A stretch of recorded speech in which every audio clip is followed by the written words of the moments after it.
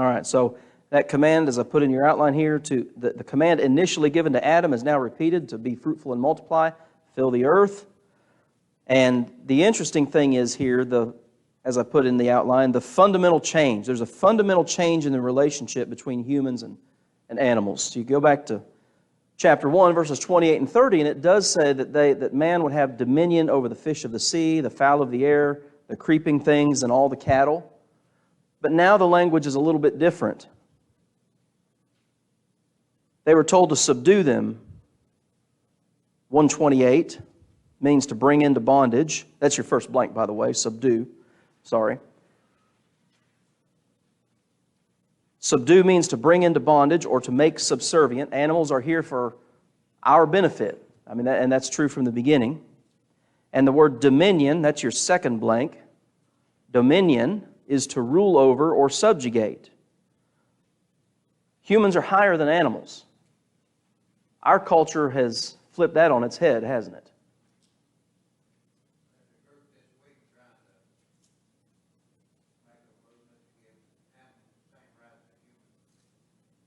A group this week trying to give the same rights to animals that humans have.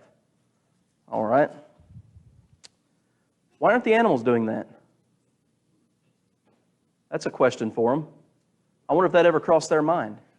If they are on the same level of intelligence as we and the same level of consciousness and communication, they can make their own signs.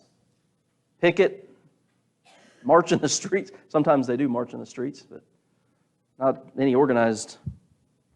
Anyway, humans are higher than animals. And you notice, so you have subdue and dominion in chapter 1, but now you have the fear and the dread. All right? Dread is terror.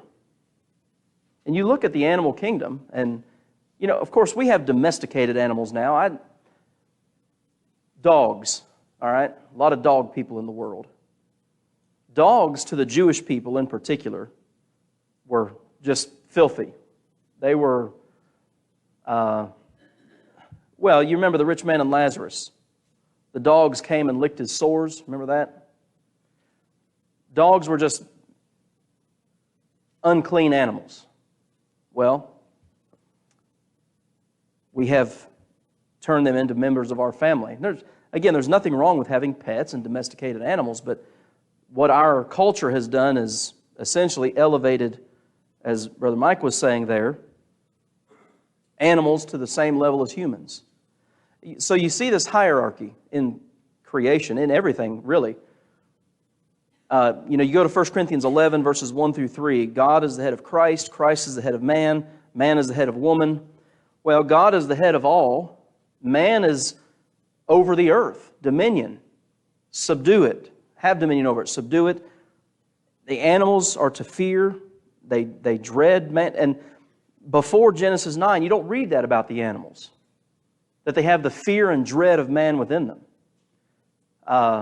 And you see that in animals, don't you? Garrett was mowing today, and the yard he was mowing was a little bit high, and there was a little, I don't know, what would you call it, little nest of baby rabbits, and he tried to catch them, and they scattered. Well, they have the fear and dread. He caught one of them. They have the fear and the dread of man instilled in them by God. Animals are not on the same level as humans, just as, I think a good example of this, you and I are not on the same level as angels. We are a little lower than the angels, according to both Psalm 8 and Hebrews chapter 2. Angels are a different and a higher class of being than we. We don't become angels. You've heard me say that before. When we die, we don't get a cloud and a harp and wings. That's just a complete misunderstanding of what happens. We maintain our identity. We have a conscious existence after death, but angels are a separate class of being and a higher class of being than we are. Any questions or comments on any of that so far? Okay? And so that your third bullet point, now the dread, terror of humans is within animals. It seems to have been instilled by God. That's the implication I get from reading that verse. Into your hand they are delivered.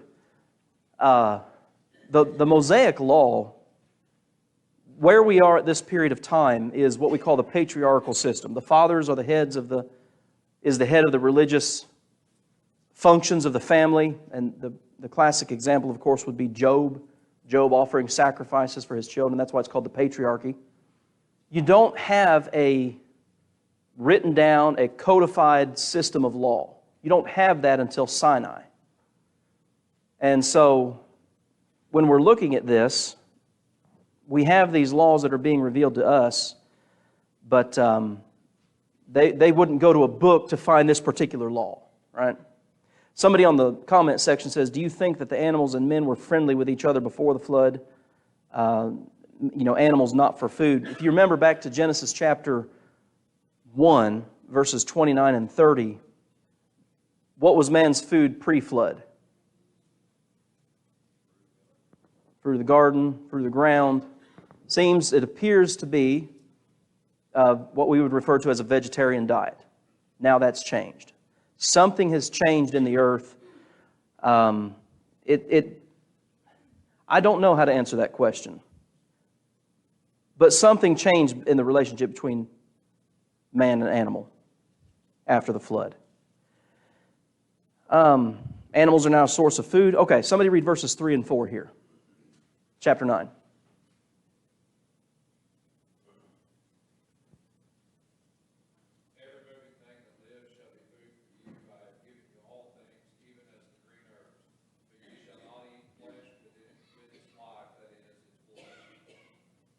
Okay, so, and you notice the comment there even in verse 3, even as I have given you the green herbs. So now you put animals on top of that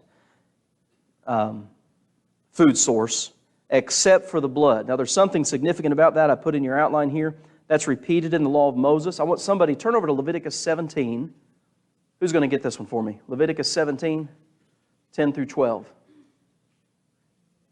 All right, Sarah. And then somebody go to Acts 15. Who's going to get this one? All right, Joe. Acts 15, verses 19 and 20. So you got the patriarchal system, covenant, the Mosaic covenant, and the covenant of Christ. All three say something about this. Read them when you get there.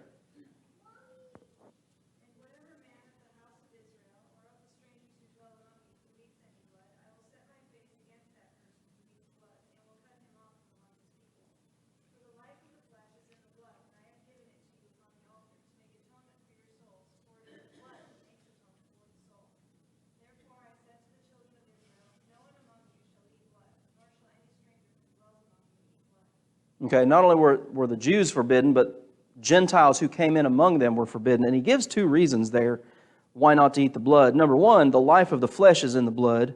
And number two, the blood was provided for atonement for sin. Because, it's later revealed to us, this is Hebrews 9:22, without the shedding of blood there is no remission.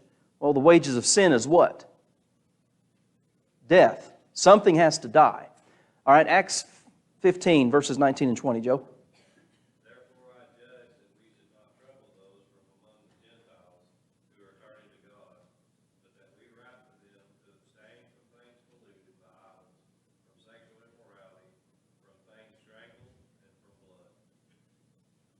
All right, you got a list of... So this is what's called the Jerusalem Conference going on in Acts 15. People who had become Christians who were from a Jewish background are trying to bind circumcision and the law of Moses on Gentiles.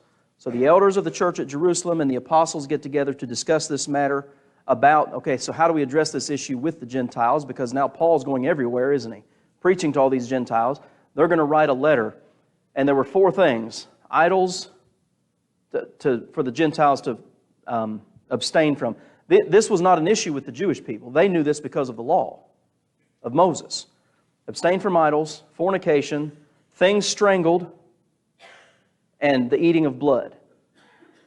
So again, this seems to be one of those, what I would refer to as eternal principles. Just like murder. It was wrong to murder before God told Moses, thou shalt not murder, in Exodus 20. Why is that the case? Well, blood represents life, according to Leviticus 17.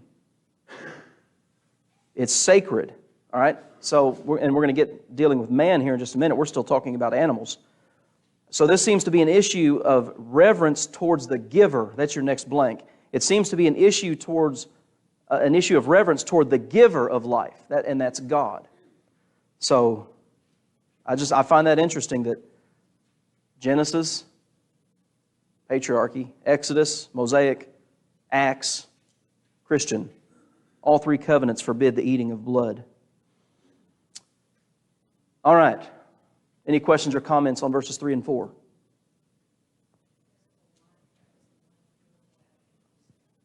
What? Oh yeah, I'm sorry. Yeah, physical life. Leviticus 17, 10 through 11. Blood is the source of physical life. I skipped over that blank.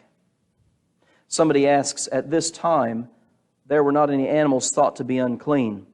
Well, in terms of a written down law like Mosaic, yes. But you remember that there were 2 of every unclean animal, a male and its female, taken on the ark, and then 7 of every clean animal taken on the ark. But there's no distinction, apparently, so far as we have record, of like dietary restrictions in terms of clean versus unclean animals.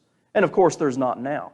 And the reason there were dietary restrictions for the Jews was to separate them from the Canaanites, which we are actually introduced to here in Genesis chapter 9 tonight. Okay. Somebody read verses 5 and 6 now. Surely for your lifeblood I will demand a reckoning. From the hand of every beast I will require it. From the hand of man, from the hand of every man's brother I will require the life of man. Whoever sheds man's blood, by man his blood shall be shed. In the image of God he made man. All right. The authority to execute capital punishment is delegated to man in verse 6. Capital punishment. And this is just like the eating of blood. Patriarchy, Mosaic, and Christian systems all delegate to man, in one form or another, capital punishment. We can have a discussion about that. I know personally some Christians who believe that there should be no capital punishment. And if that's your personal, I would call that a political belief, I guess that's fine.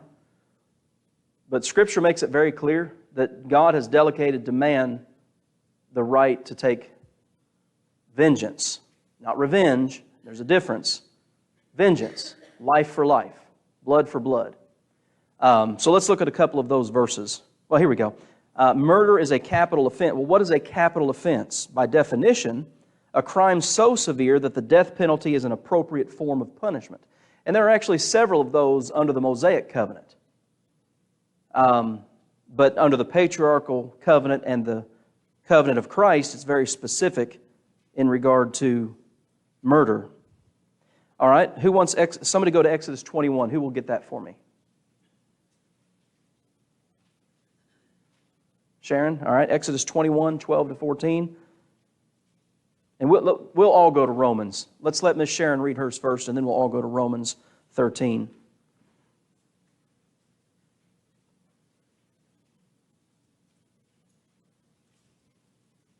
Exodus 21, 12 to 14.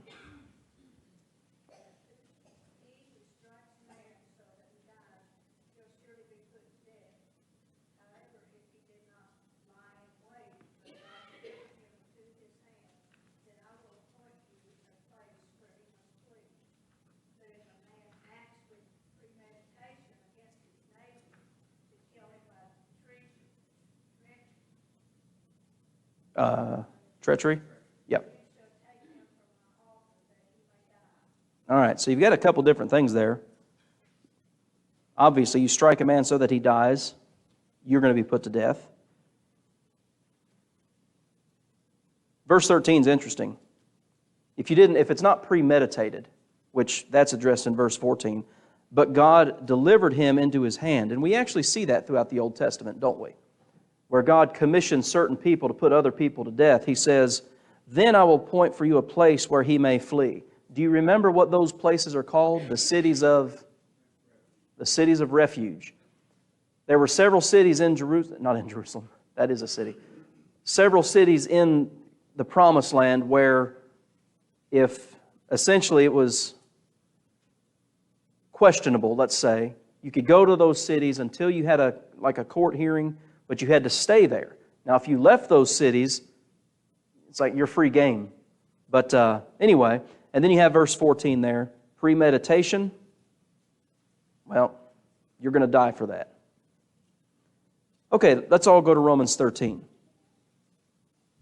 And again, I think all of this goes, as you're turning there, I think all of this goes back to what we were talking about with the animals. Blood is the source of physical life. It represents that life. And the restrictions and punishment in terms of blood are in reverence to the giver of life itself. I think that's important to remember in all this. Romans 13, and the whole text goes down through verse 7, but I just want us to look down through verse 4. Let me get over there real quick in my old king here. All right. Let every soul be subject unto the higher powers, for there is no power but of God. So you have the universality of this commandment. Every soul is subject to the higher powers. You have no right from God to be a sovereign citizen. Steve, do you know what a sovereign citizen is? Yeah, they feel they're their own law, right? Okay. Well, no. I guess legally that's a no, but also spiritually, from God. You're not a sovereign citizen. You have no right to that. Universality. There's no power but of God. There's your source of all this. And the powers that be are ordained of God. Whoever therefore resists the power, what are they resisting? The ordinance of God. Let me throw something at you. A lot of Americans are very proud that we are a Christian nation founded by Christian men. What did they do to get here? And to hold their land? They killed a lot of people. They revolted. And we can't justify that by oppression. That's something to think about. Are we thankful that we live here and have what we have? Absolutely. That's not the issue. But we shouldn't be naive as to how we got it either. You resist the power, you resist the ordinance of God. And they that resist shall receive to themselves what? National holiday. Right? Damnation. For rulers, and here's one thing we need to understand about this text, okay? These are general statements. Does God approve of everything every government all over the world does? There are different forms of government. You know that as well as I do. And there are different abuses of government. God doesn't approve of wickedness, obviously, in whatever form. The general principle of law and order, as we say, is ordained by God. Rulers are not a terror to good works, but to the evil. That's how it's supposed to work in the ideal scenario. We know it doesn't always work that way. Wilt thou then not be afraid of the power? You don't want to have any fear of government? What are you supposed to do? Do that which is good, and you'll have praise of the same.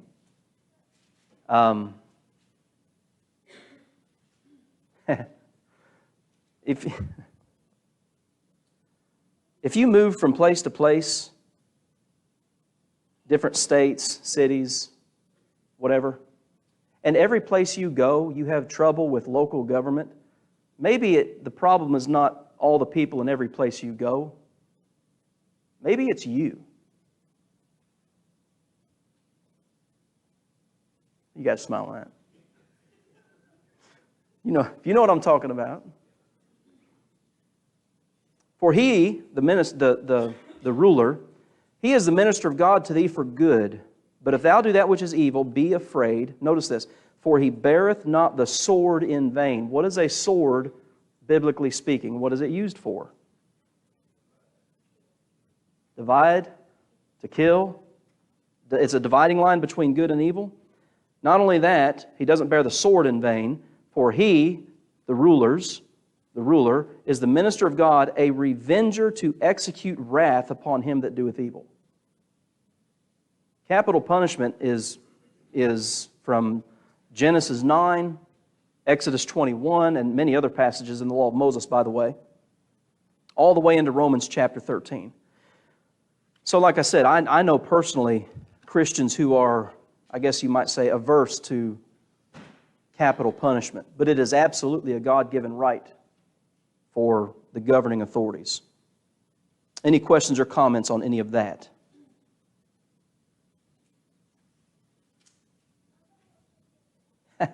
What are swords for? One person said chopping off heads. Well, yeah, they can be used for that.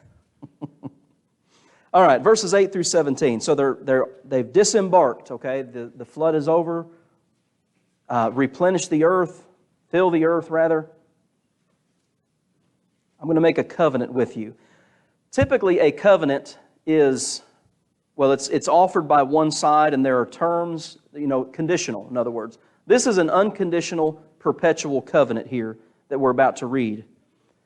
We're not going to read all of these verses, but I want you to notice with whom this covenant is made, verses 8 and 10.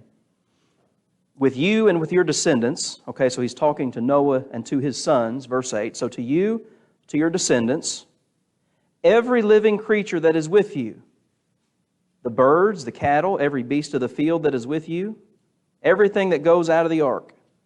This is a universal, unconditional covenant.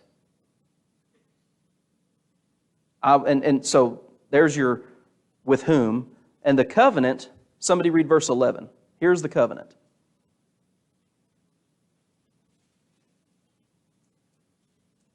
Thus I establish my covenant with you. Never again shall all flesh be cut off by waters of the flood. Never again shall there be a flood to destroy the earth. All right, there's your covenant. And then your next blank is the sign of the covenant. What is the sign of the covenant, guys? His bow in the cloud. I find it interesting that this isn't just universal with man. This is with all of creation, that God will never destroy the earth again with a flood. So again, we've talked about there's the idea that the flood of Noah's day was a localized Mesopotamian flood. Very big, but just, that region of the world. Well, that wouldn't make any sense with the nature of this covenant. So, destroy everything, the earth, with a flood. All right? So, like I said, it's an unconditional, perpetual covenant. He will never break it. Any questions or comments on that section? All right. And that's, how many years ago is this? We're talking approximately, we'll just round it, approximately 4,000 to 5,000 years ago, somewhere in that neighborhood, generally speaking. And we still see the bow in the cloud today. And think back to this. You got a new beginning, a cleaned earth, and that covenant still stands today. Perpetual and unconditional. All right. Earth's population and curse, verses 18 to 29. This is quite an interesting account here. So, beginning in verse 18, the sons of Noah that went forth from the ark were Shem, Ham, and Japheth, and Ham is the father of Canaan. I find it interesting, when you hear the word Canaan, what do you think about? Canaanites. The people who inhabited what we refer to the Promised Land before the Israelites got there. What can you tell me about the Canaanites? You guys remember anything about them? Idolaters? Think back to some of the things Joe read a minute ago. Idol worship, fornication, things strangled, blood. They did all of that. Those connections there in Acts 15, that Jerusalem conference, all those things had ties specifically with idolatry. Like, for instance, in Ephesus, you have the temple of, what's her name? Aphrodite? Is that what I'm trying to... In Ephesus, temple prostitutes. Part of the worship of that temple was to go in and fornicate with temple prostitutes. And the shedding of blood and the eating of blood. I mean, all of that was a part of idolatrous worship. Well, that is, in essence, these are the Canaanites. And I put it down here, it's right near the bottom. Canaan being singled out, let's talk about that for a minute. Canaan being singled out, it's verses 18, 22, and 25, is significant for the rest of the story of redemption. The Bible is a book It doesn't tell us everything that ever happened, and it doesn't always tell us everything that happened in chronological order, or what it does tell us. It doesn't tell us necessarily in chronological order. So we're already reading about, so we've already looked at verse 18, the father of Canaan. Verse 22, Ham, the father of Canaan. Then the curse is pronounced down in verse 25, cursed be Canaan, a servant of servants shall he be. Why is that significant? You just pick up a Bible and you start reading Genesis chapter 1 and you read through Genesis chapter 9. You don't start reading about the Canaanites until, I don't know when. Somebody find that out. When's the first time we read about the Canaanites in the Bible? That word, not Canaan, but the Canaanites.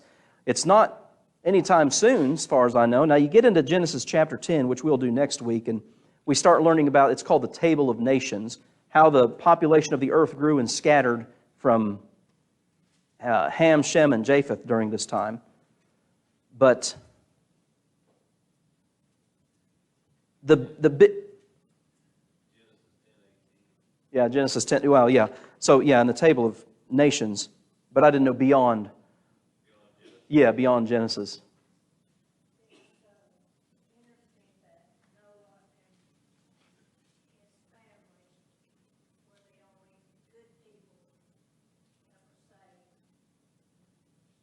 Yeah.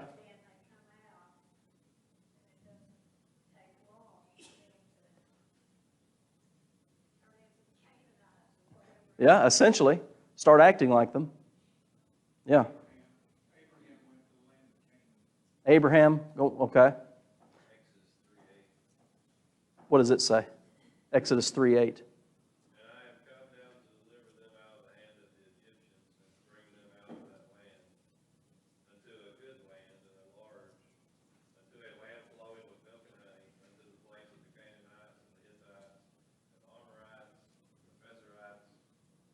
That's good. Canaanites. Unless you want to keep going. So that was Exodus chapter 3 and verse 8. The land of the Canaanites. All right, so. Okay. Okay, yeah. All right, so, well, they obviously now we know where they came from.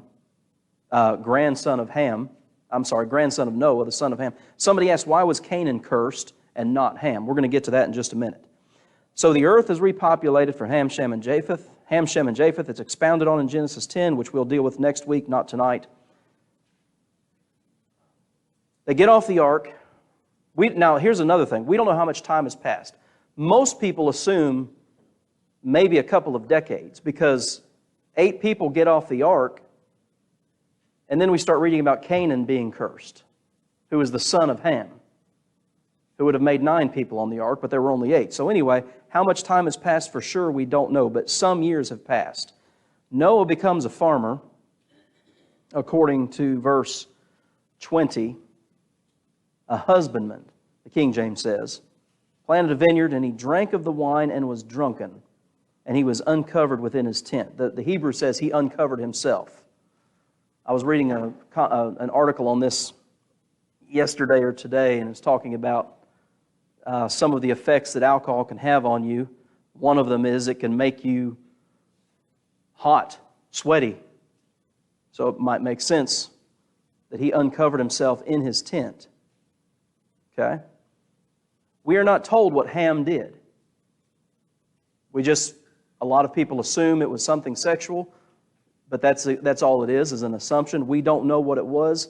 All we're told is Ham, the father of Canaan, saw the nakedness of his father and told his 2 brethren without. They didn't go in. How did they, when Shem and Japheth heard this, what did they do in response?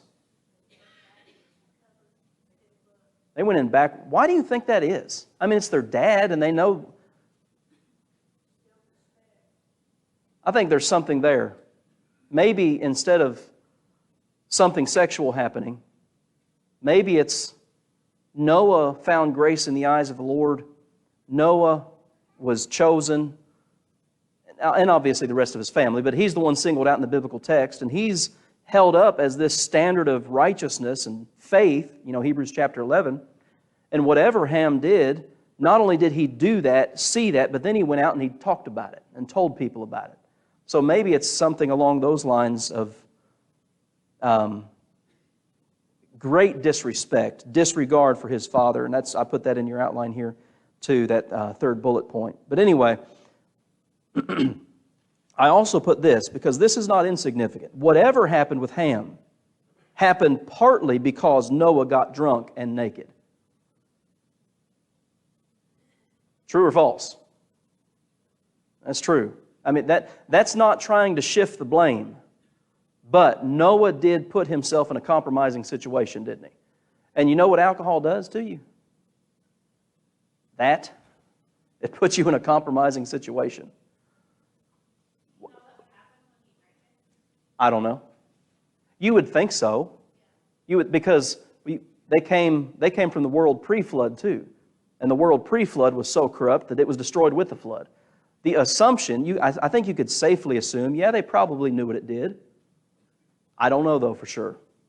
But he knows now, and we know now.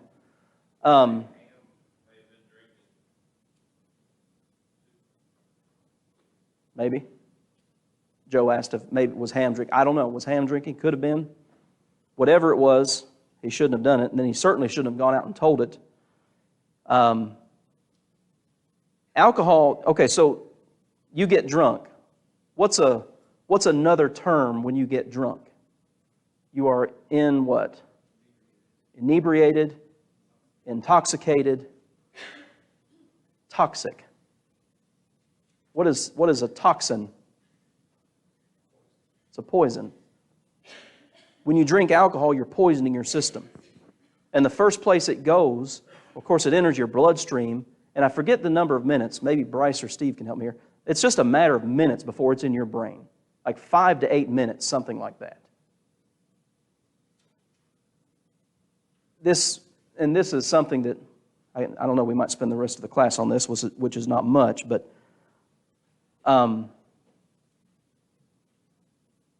Jesus made wine. You've heard that. Please do me a favor. I don't know where each one of you stands on alcohol consumption. I probably don't want to know. I don't need to know. But if a person's in favor of drinking alcohol, please don't use John chapter 2 and justify drinking with what Jesus did. When you and I hear the word wine, Sarah and Garrett were asking me about this the other night. We were talking about it a little bit. When you and I hear the word wine, 21st century America, we automatically think of what you can go, well, now you can buy it at Harps. I was going to say you can go down to the liquor store. Some type of intoxicating drink like that. There are two words in your Greek New Testament that are translated as wine. One is oinos and one is glucose. Glucose, a sweet wine. There are, if I'm remembering correctly, there are 12 words in your Hebrew, in your Old Testament, that are translated wine, mixed drinks, strong drinks. And some of those words are definitively, yes, that's alcohol. That is what you and I might call wine. But most of the words, and I won't say most, a few of those words are generic terms. In other words, the context will tell you whether it's alcoholic or the product of the juice, the product of the vine. When you read about the fruit of the vine in the New Covenant, okay, the Lord's Supper, it is the fruit of the vine. It's freshly squeezed juice. When Jesus made wine, He did not make alcoholic wine. Because the Old Testament forbade you from giving wine to your neighbor. If Jesus made something that would intoxicate the drinkers, He violated Habakkuk chapter 2 and verse 15. Period. But people that they know so little Scripture and they want to justify their own beliefs, Jesus made wine. That's kind of like, to me, that's kind of the same objection to baptism. Well, what about the thief on the cross? It's an extremely shallow, surface-level knowledge of Scripture that would even make an argument like that. So, anyway, No. So there in John chapter 10, it says the servants, the people were well drunk. It depends, because sometimes that word is a noun. We typically use that word as like an adjective or a noun. You know, so-and-so is drunk or is a drunk. In the Greek New Testament, it's a verb. They're drinking. Like Ephesians 5:18, do not be drunk with wine wherein is excess, but be filled with the Spirit. Do not be drunk with wine. That's a verb. It's not describing a final state of you're drunk. It's you're drinking. Do not be drinking the wine. And that's interesting because listen to it again. Be not drunk with wine wherein is excess. The excess, a riotous type of life, is in the wine. And the contrast is you're either full of wine or you're full of the Spirit. You can't be a little bit of both. It has no place in the life of a Christian. In all these examples, starting with Noah, of people drinking and getting drunk, well, we're going to get eventually to Genesis 19 with Lot and his daughters. What happened there? What happened with his daughters? They got him drunk, and what did they do? Incest. So anyway, we didn't get quite as far as I wanted to.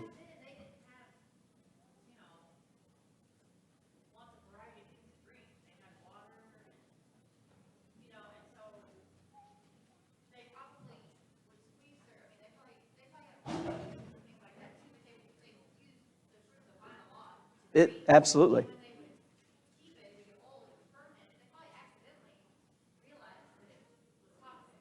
Well, there's a misconception that they didn't know how to preserve wine, the fresh juice. And there were actually 2 or 3 different ways you could preserve it. You could keep it in a container in cold water and flowing water. Or you would have like an underground, what would you call it, a wine cellar to keep things cool. So there are a lot of misunderstandings about that particular topic. What's up, Levi? All right. We'll pick up in Genesis 10 next week.